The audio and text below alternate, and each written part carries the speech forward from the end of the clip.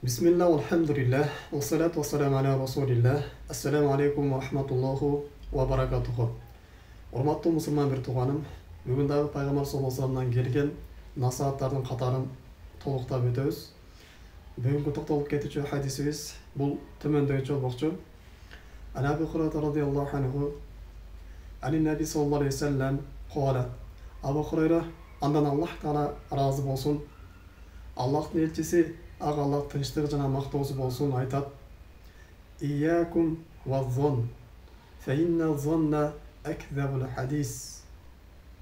Күмөн саноодон сактангыла.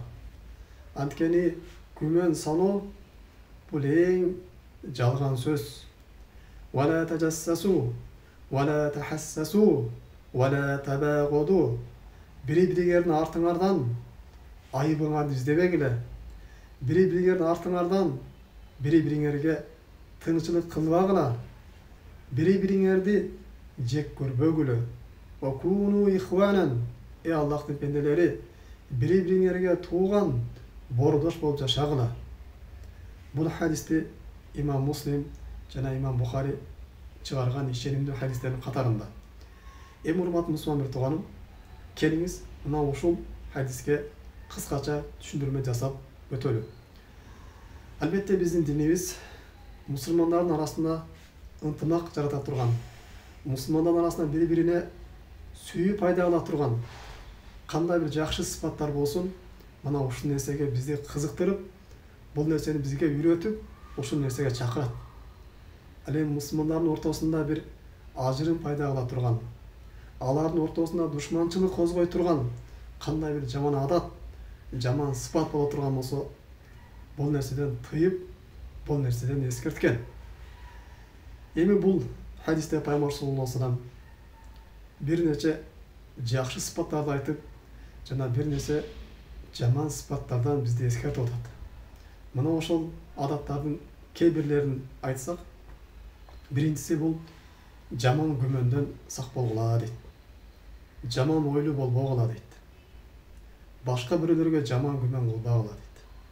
Анткени жаман күмөндө болуштук бул эң жаман сыпат. Жана ошондой эле дагы башка жаман сыпаттарды козгойт, жаман сыпаттарды алып келет. Башка бир мусулмандарга сараңдыкты, көрө албастыкты, ичтардыкты, башка мусулмандардын айыбын издегенди, башка мусулмандарга жек көрүүдүктү, жек көрүүнү, ушундай сыпаттарды алып келет. Жана ошондой эле мусулмандардын ортосунда душманчылык пайда кылат. Бир туугандык сыпатты жоготот, алардын ортосуна душманчылык козгойт. Жана башка ушундай бир жаман сыпаттарды козгой турган сыпат болуп эсептелинет. Өзгөчө жаман күмөндө бул үй бүлөдө бири-бирине жаман күмөн болуштук. Күйөөсү аялына, аялы күйөөсүнө жаман күмөндө болуштук. Акыры барып үй бүлөнүн бузулуусуна, үй бүлөнүн ажыроосуна алып келет. Бала чаканын жетим алып кетүүсүнө алып келет. Же болбосо достордун бири-бирине болгон жаман күмөнү. Бул аягы барып бир өлүмгө чейин алып барат. Бул нерседен сак болуш керек, этият болуш керек. Бул жаман күмөндө болуштук динибизде чоң күнөөлөрдүн катарында. Аллах Таала Кур'ан-ы Kerim'de Ya eyyühellezine amenu ijtenibu kesiran minez-zann inne ba'da-zanni ism. Ey iman keltirgenler, жаман күмөн саноодон алыстагыла. Албетте кээ бирки күмөндөр бул күнөө дейт. Аллах Таала Кур'ан-ы Kerim'de жаман күмөн кылбагыла деген жок. Ага жакындабагыла, андан алыстагыла дейт. Анын кандай себептери боло турган болсо, ошону кармангыла, тутунгула дейт. Жаман күмөндөн алыс боло турган. Аллах Таала бизге буйрук берип атат. Демек, ким бирөөгө жаман күмөндө боло турган болсо, жаман ойдо боло турган болсо, эч кандай бир далили жок эле. Шек күмөн кылып бере турган болсо, же домат кылып бере турган болсо, бул чоң күнөө. Жана ошондой жаман күмөндө болуштук бул шайтандын эшигин ачып берет. шайтанға сүйкімді болған амал. Шайтандың мақсаты бұл мұсылмандардың биримдигин бузуштук, адамдар бири-бирине кайраштырыштык. Өзгөчө шайтанга эң чоң сүйкүмдүү болгон күнөө бул үй бүлөнүн бузулуштугу болуп эсептелет. Ал эми үй бүлөнүн бузулуштугуна эң чоң себеп болуп турган нерсе бул жаман күмөндөлүштүк. Күйөөсү аялына ишенбейт, аялы күйөөсүнө ишенбейт, экөө бири-биринин артынан ушундай бир жаман күмөндөргө барып отуруп акыры ушундай бир үй бүлөнүн бузулушуна алып келет. Ошон үчүн кандай бир жаман күмөндүн себеби болуп турган болсо, ал нерседен алыс болуштук. Жана ошондой эле бул жаман күмөндө болуштук мусулмандар бири-бирине болгон ишенимдүүлүгүн жок кылат. Жаман күмөндө болуштук бул жүрөктөгү имандын алсыздыгы. Бул жаман күмөн бир жүрөктүн оорусу, кесели десек болот. Эч качан таза жүрөктөн бул жакшы ой, мусулмандарга бир жакшы каалоо чыкпайт. Өзүнө каалаган жакшылыкты башка мусулман бир тууганда каалоо деген нерсе бул жүрөктө бир жаман ойлор пайда болуп калат турган, жүрөк карап отурган, жүрөк катып калат турган болсо, мындай нерсе чыкпайт. Ошон үчүн пенде өзүнүн иманына дагы карап алыш керек. Жана ошондой да бул жаман күмөн өзгөчө Аллах Таалага жаман күмөн болуштук. Эгерде бир жерде мусулмандар алсырап аткан болсо, мусулмандар бири-бири чачырап аткан болсо, же болбосо бир жерде ошол ахли бидаяттар же бир жерде ширк көбөйүп кетип турган болсо, ошол жерде таза акыйданы кармаган же таза сүннөттү кармагандар аз болуп турган болсо, бул Аллах Таала буларга нусрат бербейт, жардам бербейт, булар батылда деп ушундай бир мусулмандарга бир жаман күмөндө болуштук, Аллах Таалага бир жаман күмөндө болуштук. Бул не? Чоң күнөөнүн катарында. Өзгөчө мунafıктардын сыфаты. Бул эбиделердин жөөттөрүнүн сыфаты болуп эсептелет. Аллах Таалага жаман күмөн кылыштык. Аллах Таала сактасын, бул жаман күмөн кылыштык. Бул аягы куфурчулукка алып барат. Кыямат күнүндө түбөт тозокто калып кетүүгө себеп болот. Аллах Тааланын каарын алып келет. Аллах Тааланын алатын алып келет. Аллах Таала жаман күмөн болуудан сак болуш керек. Эми бул жаман күмөндөн арылыш үчүн албетте жакшы ойлоо болуш керек. Ар бир инсанга бир үзүр коюш керек. Кандай бирөөгө байланыштысыз, бирөөгө чалдыңыз, 10 ирет, 20 ирет чалып бирок албады. Ошондой мен таштап кетиптир да, жандай кылыптыр да жаман бир ойдо болбостон, бир үзүрү бардыр. Ооруп аткан же телефон үйдө унутуп калгандыр деп ушундай бир эме жакшы күмөн кылып коюштук. Же болбосо бизде көбүнчөсү бирөө бир буюмун жоготуп алган болсо, шарт эле өзүнүн тууганынан, же өзүнүн досунан, же дагы бир жакын туугандарынан не болуп баштайт? Ширк шей баштайт. Ошол нерсени аңдый баштайт. Анын артынан ар кандай жаман нерсе келип чыгат.